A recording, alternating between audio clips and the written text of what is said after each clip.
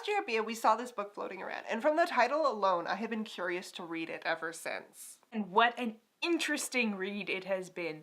I mean, I can count the number of YA black comedies I've read on one hand, and my god, it's actually, like, relevant To the internet. Like, the whole internet. Just all of it. The entire thing. this book, it made me feel old. Old and sane. I now officially know that I am in fact sane, and that is a good feeling.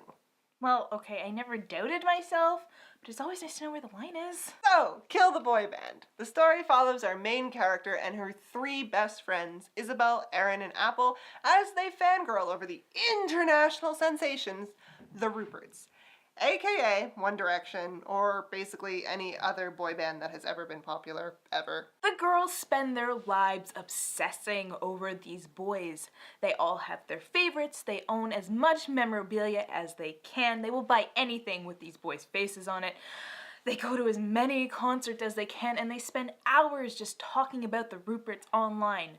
These girls live and breathe the Ruperts. An opportunity comes up for them to stay in the same hotel as the Ruperts, and the girls take it, hoping to catch at least a glimpse of the boys. But they do more than that, because when Apple catches sight of her favorite Rupert, Rupert P, she charges and knocks him out cold.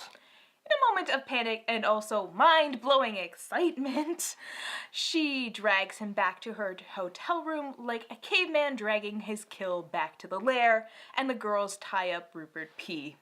Which is all well and good, but now we're on the official line of being crazy fangirls, and they go over it when they decide, let's not release him.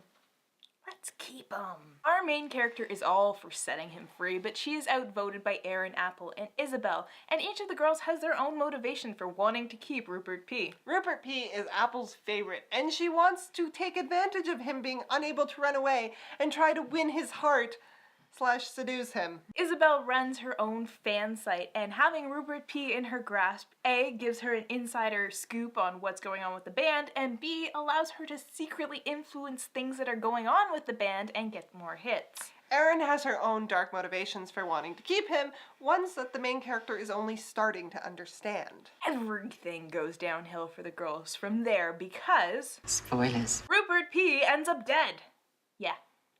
Bet you weren't expecting that. The girls were all supposedly out of the room at the time, and when they get back and find that he's been strangled, they quickly rule out the possibility that it was accidental, meaning that one of them must have killed him. So yeah, definitely a black comedy, because not only do you have crazy psychotic fangirls running around, but you also have humor derived from disposing of a body. But the main thing to know about Kill the Boy Band is that it's polarizing. It tells the story well, but you're either gonna love it or you're gonna hate it. Fan culture is portrayed here, a modern look at something that most of us who like things on the internet in some way participate in. You could argue that all the book shows is the extreme end of crazy fangirls and doesn't exactly portray them in a good light. Erin brings up slut-shaming and how it's not cool. The book fat shames Apple for laughs. There's a diverse cast of characters from different racial backgrounds. The one gay character is kinda and then he gets murdered. It has genuinely funny moments, aka the moment when the girls leave Apple alone with Rupert and she ends up licking his face. And some genuinely disturbing moments, aka the moment when you realize how less funny it would be if the genders were reversed. We could go on. But what really makes this book interesting, whether you believe it was portrayed positively or not, is the fan culture. I guess it's changed a lot since last time I had anything to hardcore fangirl about. It's become easy to surround yourself with your obsession 24/7. Internet is the fuel and the flame. You can spend hours reading articles, making fan arts, reading tweets. You can eat, sleep, and breathe almost any fandom. Moldavsky takes in all of this and then tries to explain the how of it.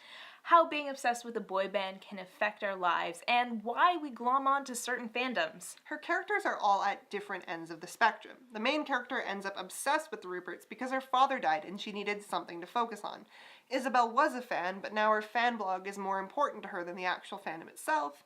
Erin was a big fan, but then the band did something to betray her in a real big way. And Apple's love of the Ruperts is tied with her body image and her sense of self-worth. Then Moldavsky talks about the question of what all this love that gets thrown at these fandom entities actually gets us. For a lot of people, it's just going to become a distant memory, maybe a little bit of embarrassment about our former interests, but definitely not a productive use of our time. But then again, some good does come from the girl's love of the Ruperts. The main character gets to flex her writing wings, and Isabel learns how to successfully run a gossip site. So maybe Moldavsky's assessment isn't as harsh as that. Just ignore the whole murder thing. Another thing that brings the book up a level is the fact that all the characters aren't exactly good. They all have something that makes them unlikable. Main character can't stand up for herself, Aaron is manipulative, Apple's kind of dumb, and Isabel's violent and ruthless. Even Rupert P., who gets kidnapped and tied to a chair, is kind of an awful person. You don't feel sorry for him, even though he gets strangled to death. And all the rest of the Ruperts kind of fit right into this. Rupert L is dumb as a box of rocks. Rupert X is a gay-bashing asshole, and Rupert K, well, at least he's earnest, but he's not exactly the demigod of perfection either. While the situation may be a little exaggerated, Moldavsky is taking a good, honest look at all of the facets of fan culture. Her point could be summed up as, it's all about perception, and everyone contributes to the magic of fandom. So if you're looking for a book that makes you think about what you just read, are in the mood for a black comedy, or are just really annoyed with all the One Direction fans out there, pick this book up. It's not what I expected going in, though I don't think I could actually tell you what I expected now that I've read it. It definitely has rereadability value, just to get all the sides of the author's arguments, even if there isn't exactly a clear-cut answer to all the questions. If you have a chance, give Kill the Boyband a read.